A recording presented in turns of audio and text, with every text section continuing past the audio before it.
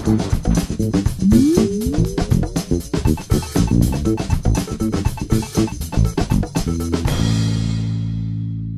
everybody, welcome to the Wise Podcast. My name is Adam McLean. In this episode, we're going to start off with a tip from Richard Reising. If you don't know him, he's a marketing expert. So if you do church stuff and you do a little church marketing, you want to listen to this guy's tips.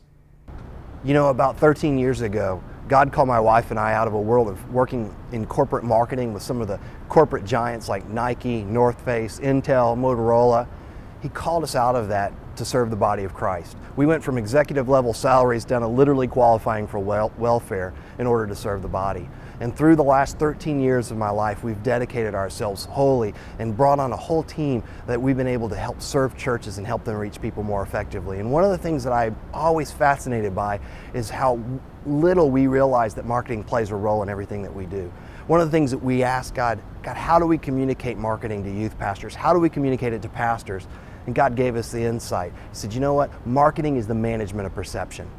It's the management of perception. Now, it's not the manipulation of perception, but it's the management of it. You know what? If there are great things going on inside your youth group and in your high schools don't know about it, you're not doing a good job of managing perception. It is our job and our responsibility to communicate effectively outside our walls what God's doing inside our walls. And you know what? We'll even say that most churches, most youth groups shouldn't even promote themselves. You say, why? You know what? If your current membership are not actively inviting people, I got to tell you, there are reasons why. And if you don't deal with those things and all you do is ask more people to come in, all those people are going to come in and see why no one wanted to invite anyone to your church or youth group. And you know what? Those people are going to leave. They're never going to come back, and they're going to tell everybody else not to check you out. That's bad marketing. You know what? Marketing is about reaching someone right where they live, but loving them too much to leave them there. And that's my heart, that's my message. It was a youth pastor that loved me too much to leave me there, but was willing to connect with me right where I live. I want to challenge you. You know what? You've got to learn to understand the hearts of teenagers like you never have before. You've got to be able to speak God's word right into their life. You've got to be able to minister to someone who doesn't know Christ at the same time you're ministering to someone that's been serving Christ for 10 years. Once you start connecting with people in a way that causes your youth to invite their friends without you having to promote it, without you having to spend a lot of money doing an ad campaign, then right there you've got the kind of connectivity that you need to build a brand around that. And when you build a brand around that, that brand is going to be something that's going to pull people in, and it's going to be something you're going to be able to deliver on the promise of every single time. So let me challenge you.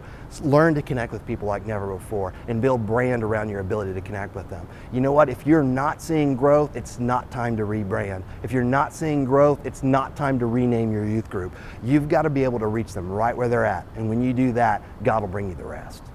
Next up is Archie Honrado, and he's going to share this devotional thought with you this week. Hey, cool choice servants of Jesus. I just wanted to share some really cool ways you could be fully present, you know, in whatever you do as a way of your, cultivating your, your spiritual life. Your devotional life.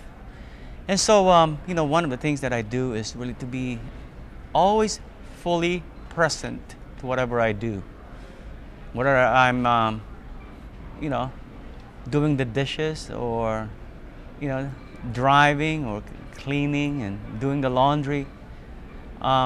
Just be fully present. It is almost like reading a scripture, when you do those ordinary things, when you go to your office and then you have to make the phone call, and just before you call the parent of your kid, just be aware of God's movement in your life and in the life of your kids and the family that you minister to. And also just live soulfully. Whatever you do it with depth and cultivate soulfulness. Otherwise, you'll get trapped into this shallowness, and then you do a lot of things, so shallow and no life, and then you get burned out, and then you get tired. So take mini retreats all throughout the day.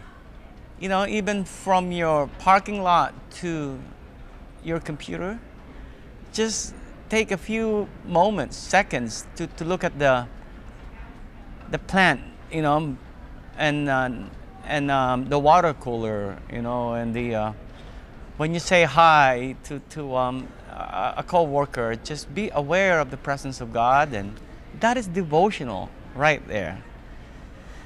You know, because there is a divine center in each one of us. And we have to live out from that divine center, because that's when, you know, we sit down with Jesus, you know, an intimate one-on-one. But the good news is that you can really be aware of the presence of God in whatever you do. Turn your mundane, ordinary things into a holy moment, a sacred moment. It's like having your devotional all throughout the day, you know, and practice little prayer in whatever you do. You know, you don't have to always close your eyes, obviously, you know, but again, you know, whatever you do, do it soulfully and be present to it. You know, next time you buy an orange, just sit down and be quiet and peel the orange quietly and just be present to that orange. Also, I develop a discipline of having breakfast in silence. You know, just unplug everything and just really be aware of what's going on, you know, in you and what God is doing in your life. So that is one of my advice to you, and as a fellow worker. And you'll find out that there's so much to enjoy. Just be an artist. You know, not to paint, but, you know, artists, they really are very sensitive to what's going on around them. Be a keen observer of what's going on and then turn that into a devotional moment. Create your own art. I'm not just saying be, you know, having all these colors and drawing, but just really cultivate depth. That's what an artist. Date yourself, you know, go to the mall and just, you know, and just be present to yourself. You know, sit down one time a night and have dinner with yourself, you know, and just be quiet. So those are some of the ways that you can really enrich your devotional life and, you know, and maintain the fire in you and be madly in love with Jesus.